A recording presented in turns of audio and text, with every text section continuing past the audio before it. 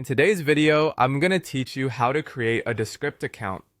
Descript is a versatile tool that simplifies video and podcast editing, making it more accessible for everyone. Whether you're a content creator, educator, or just someone who wants to tinker with multimedia tools, setting up a Descript account is your first step. Let's begin. The first thing you need to do is open your web browser and navigate to Descript's official website.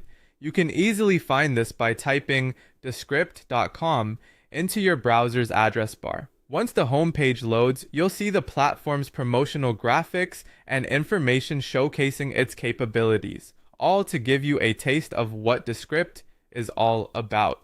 Now that you're on the Descript website, direct your attention to the top right corner of the page where you'll find the Sign Up button.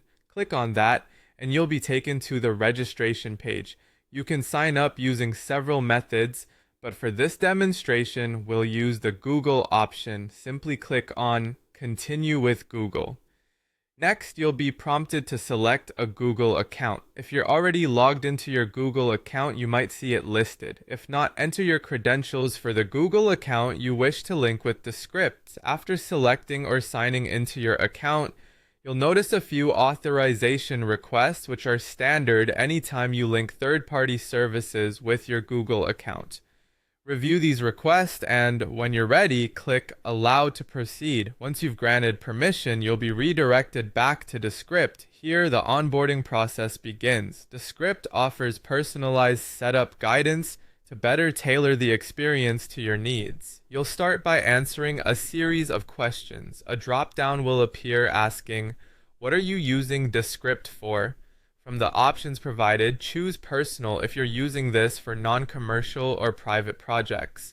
The next question will ask, "What best describes you?" If you're working independently, select the Creator Self-Employed option.